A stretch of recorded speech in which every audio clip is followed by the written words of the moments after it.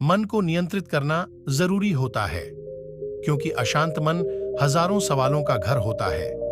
गौतम बुद्ध की इस कहानी को सुनने के बाद आप अपने मन को बहुत आसानी से शांत कर सकते हैं। मन बहुत चंचल होता है, इसलिए वह अशांत रहता है और मन में जब तक अशांति रहेगी, व्यक्ति हजारों सवालों से घिरा रहेगा।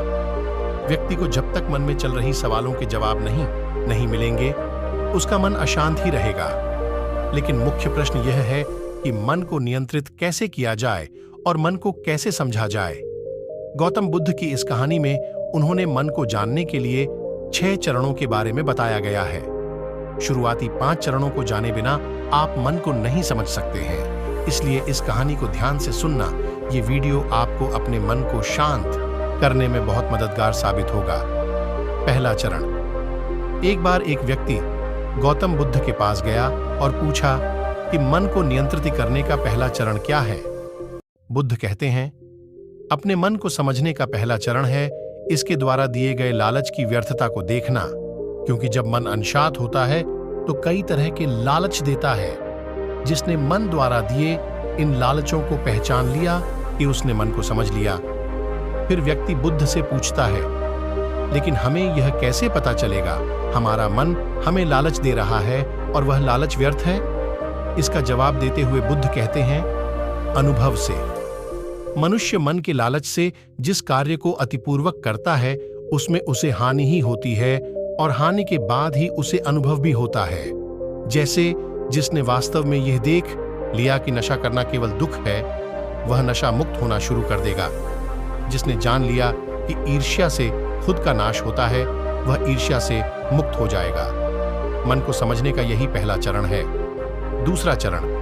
व्यक्ति बुद्ध से पूछता है, यदि व्यक्ति पहले चरण से यह जान जाता है कि वह मन द्वारा दिए लालचों के कारण दुखी है, तो फिर दूसरा चरण क्या है?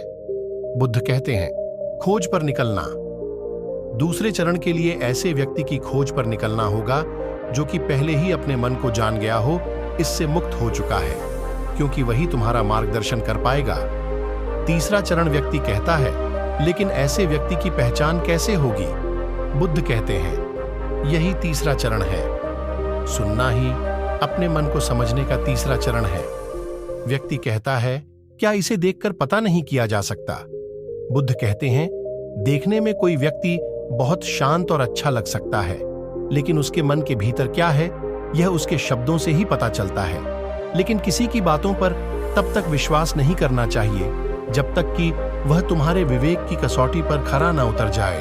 आगे के 3 चरणों को जानने से पहले यदि अभी तक आपने हमारे चैनल ज्ञान संसार को सब्सक्राइब नहीं किए होंगे तो सब्सक्राइब बटन पर क्लिक करके बेल आइकॉन को दबा देना, ताकि हमारे सभी वीडियो के नोटिफिकेशन सबसे पहले आपके पास पहुंचे।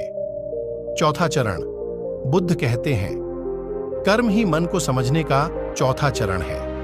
खुद को जानने के लिए सही दिशा में कर्म करना जरूरी है, लेकिन कर्म करते हुए व्यक्ति हर बार 2 गलतियां करता है।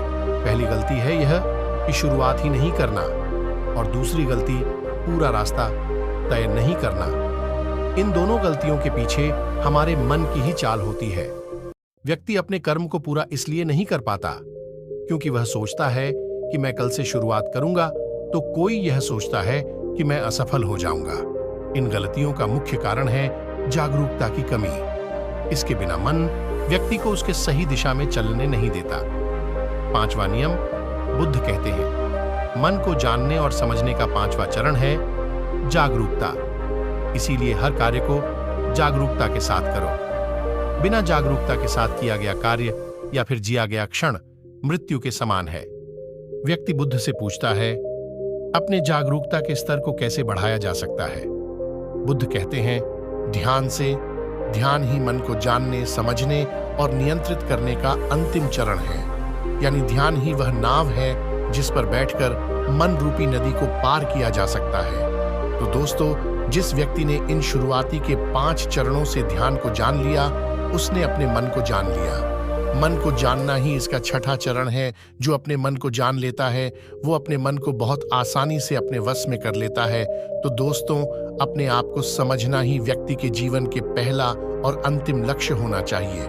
यदि अभी आपने हमारे चैनल को सब्सक्राइब नहीं किए होंगे तो वीडियो को लाइक और चैनल को सब्सक्राइब कर देना, ताकि हमारे सभी वीडियो के नोटिफिकेशन सबसे पहले आपके पास पहुंचे। और मिलते हैं कुछ ऐसे ही वीडियो के साथ। तब तक के लिए जय हिंद।